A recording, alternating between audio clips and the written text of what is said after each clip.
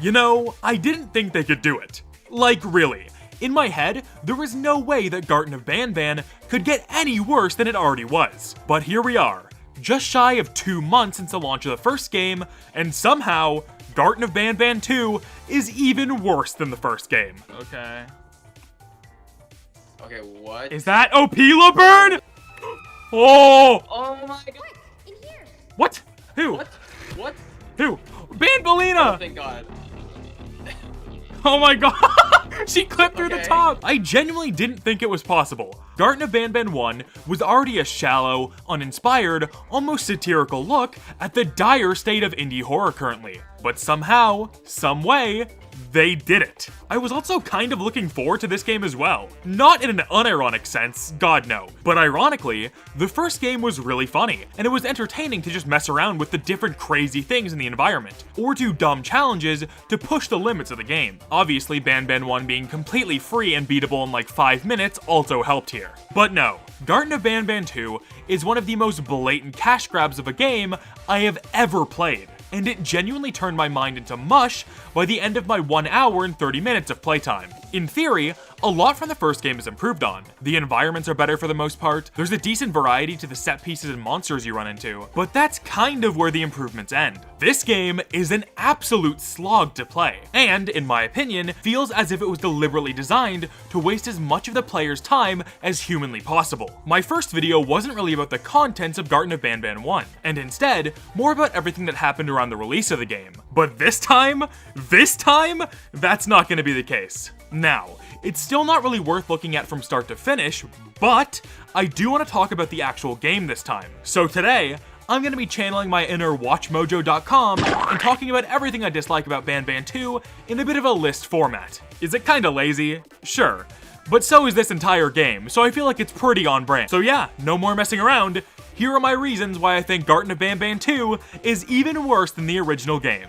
Number 1, the developers blocked me on Twitter. Okay, so obviously this has nothing to do with the actual game itself, but it's my list and I want to talk about this whole situation. So just hold tight, okay? I'll talk about the game in a second. So quick recap for those who didn't see my last video. On Twitter, I accidentally started a meme regarding one of the characters in Banban 1, called Opila Bird. The meme had to do with the hashtag #BirdUp, and just including it alongside funny images or videos of the bird. So I, indirectly, caused the first ever Garten of Banban memes. Me and the Euphoric brothers were actually mutuals on Twitter at this point, which was pretty funny. Didn't really do anything with this power while I had it. Sadly, I never got a chance to slide into their DMs for that secret Banban lore or anything. But you know, pretty funny that it happened. Anyway, on a few of the Euphoric brothers' tweets, I would reply with random memes and shit about the game. It was never in a super negative or harsh way either.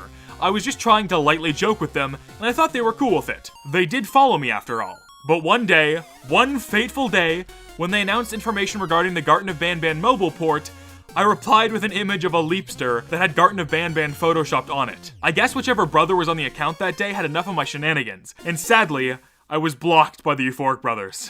We very quickly started the hashtag #FreeAYa movement, but unfortunately, we were unsuccessful. And to this day, I'm still blocked by the Euphoric brothers on Twitter. Now at this point, that's all history. Please do not go and bother the brothers about unblocking me on Twitter. And after playing Garten of Banban 2, I don't even think I want to be unblocked anymore.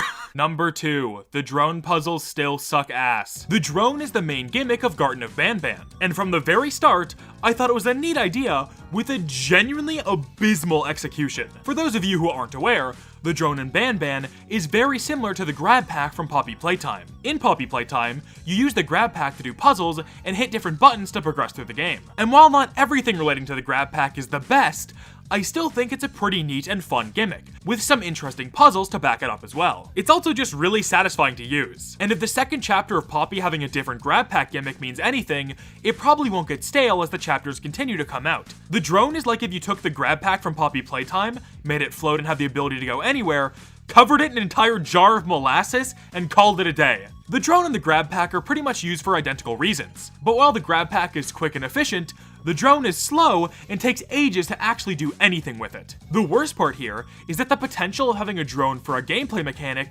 could have been super cool, especially if it was designed with complete free movement in mind. But no, instead it's a simple, boring, go from point A to point B mechanic, and is never, ever satisfying to use. Despite all of that though, I had some hope they would find a way to make the drone puzzles slightly more interesting in the sequel. The first game showed a bit of that potential with the yellow glass mechanic, which was a breakable glass wall that the drone could not be sent directly towards, so you had to find a way to send the drone at the glass without directly targeting it. But unfortunately, the concept is barely expanded upon and actually made even worse in some situations. There are no new major drone gimmicks introduced. The yellow glass appears twice, and both times are hardly interesting.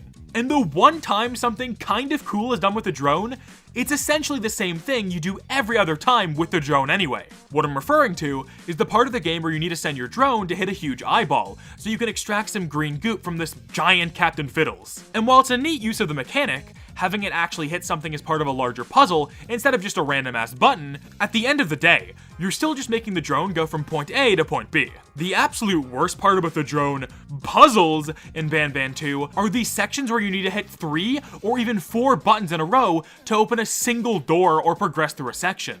They were like, the button puzzles were too easy last time. Let's just have it so you have to press multiple of them to fucking open doors. More of them. They're not even in interesting spots. They're just next to each other. What the is this? At least they're like close together. They could be like evil and put it across the room. The first game only ever had you hit 2 buttons max to open a door, and that was at the start of the game while it was trying to teach you how it worked. Shit like this is so mindless and feels like it was included just to extend the runtime of the game. And trust me, there's way more where that came from later in this video. If I had to say one positive thing with the drone in this game, I like that you can customize it now. You can even make it wear the goddamn Opila bird beanie, which is very funny for a variety of reasons. Anyway, the drone, overall, still sucks ass, and I doubt it'll get any better in Banban 3, or Banban 4, or Banban 5. Number 3, voice acting. No! I don't have a whole lot to say here, but I still thought this was an important enough aspect of the game to talk about for a little bit. Banban 1 had no voice acting, and I didn't really have any issues with that. I wasn't really dying to hear Jumbo Josh speak to me. I'm Jumbo Josh, bruh. I guess the Euphoric brothers had different plans though, because multiple characters in Banban 2 have voice acting. First off, if you are wondering what accent these characters all have, it's a French-Canadian accent. The game takes place in Montreal, Quebec, so while it might sound weird for those who don't know that fact, the characters' accents actually make sense for the game's world. What doesn't make sense is the money used in the school section of the game is clearly American money when this game takes place in Canada. If you're gonna do world building, at least stay somewhat consistent with it. Anyway, back to voice acting. Banban himself is actually voiced by Geppo, one of the Euphoric brothers, and he does a pretty bad job. Oh, okay, paper. If you read this fast enough, you might escape. Okay. Okay. Dirt much. Dirt much. Random asked if you get the vor monster. No, I don't. I get all That your is- key cards. I get the perfect specimen. This is heat. And I don't have to deal with What? Banban would never say this. He would never say this. I just think it's a pretty major oversight to have your main antagonist monster thing have the most monotone, uninteresting voice out of every character in the game. Banbalina probably has the most dialogue out of any character, and she's fine for the most part. I heard her voice actress's mic pop once or twice, but for the most part she does an okay job. Not amazing, but fine enough. Lastly, we have Slow Celine, who really doesn't say that much, but I think her line delivery is pretty fitting for the role of her character, and they probably have the best voice acting out of anyone in the game. Maybe that's just because they have the least lines by far, but still, I think their voice works. I hope the brothers use the money they made from Banban 2 and hire some actual voice talent for the third game. I'm sure there are many talented French-Canadian voice actors out there that need the work, and it would probably do a much better job. I guess we'll just have to wait and see. Hey, also, you know who else is French-Canadian? Smike. Smike should voice Stinger Flynn in Banban 3. Like the video view agree. Number 4. How do we make sure they can't refund our game on Steam? At the end of my last Garten of Banban video, I jokingly brought up the fact that the brothers should make sure that Banban 2 was over 2 hours long to make sure people couldn't refund the game on Steam. For those of you who don't know, if you have less than 2 hours of playtime on a Steam game, you can submit a refund request and get all your money back. I don't know if they saw my video or just thought of this fact on their own, but regardless of what happened, Banban 2 seems like it was deliberately designed with the idea of wasting as much of the player's time as possible to increase the chance of the player not being able to refund the game. There are countless examples in Banban 2 of insane checkpoints that drag out the game, multiple sections of trial and error with long wait periods between attempts, and entire areas designed to waste as much of the player's time as possible. Maybe this was done to make the game feel longer and more worth the price tag, and not because of the whole refund thing, but regardless of why it was done, it brings down the entire game for me. This was the main thing that convinced me the first game was better than this one. Because even though it still sucks, at least Banban 1 doesn't waste your time nearly as much as this game does. I already talked about the long, boring, multi-button drone puzzles earlier in the video, but the first main section of the game that really tested my patience was the Banbalina classroom. In this part of the game, you have to go through 3 different classes with Banbalina, and choose the correct answer out of 4 possible choices to progress further in the lesson. If you mess up at any point, you're sent all the way back to the start of the lesson you were on, and have to sit through all the dialogue again. So not only do you have to do this 3 times for some reason, you'll likely have to trial and error your way through figuring out the correct answers for at least the last 2 lessons. This means you'll have to sit through Banbalina's dialogue over and over and over again just to get another shot at the correct answer. Thankfully, I had my stream chat to help me out most of the time. But even with that in mind, if I didn't have a chat to feed me the answer to some of these, I likely would have spent double the time I did on stream here. Obviously, on a repeat playthrough, this section is incredibly easy, but even when you know all the answers, it feels slow and boring. Immediately following the classroom is the Baby Opilabird section, where you need to slowly grab one baby bird at a time and slowly bring them down a hallway that's long for pretty much no reason, and if you die at any point here while you're trying to figure out how to avoid Opilabird when she's freed from the door, you're sent all the way back to the start of the section and have to do everything all over again, which means grabbing all the baby birds again, putting them in the nest again, walking down the long hallway again, and trying to survive again. And even then, the Baby Opila section has nothing on the Stinger Flynn challenge, where you need to do the same long, boring cannon minigame 3 times in a row to open a door, and if you mess up at any point during a section, you gotta do it all over again. And then they put a Roblox obby right before the final chase sequence. Fuck it, why not? Winner's corner. Fuck this up. Winner's corner. Yeah, no. And if you fall at any point, you gotta do it all over again. And then the chase sequence itself is a trial and error nightmare, where you need to pick the right paths to not die. And even then, you have to figure out what to do at the end of the chase as well. And by the time I was done with all of this, I was just completely broken. Garten of Banban 2 is such a mess of long, boring trial and error sections that are never rewarding to play over again. It all just feels like a sad attempt to make the game longer, and it's easily my least favorite aspect of this entire game. But we're still not done yet, are we? Number 5, the ending sucks ass. The ending of Garten of Banban is probably the most iconic part of that entire game. Probably because nothing of interest really happens during the entire runtime, but still, Jumbo Josh climbing on the elevator is some classic Banban action. So it was a complete shock to me when the ending of Banban 2 was significantly more lame than the first games. I think the obvious thing to do here would have been to properly tease Stinger Flynn, since he's looking to be important for Banban 3. But instead you hop on the elevator, the snail looks down at you, and the screen just fades to black. It's extremely anticlimactic.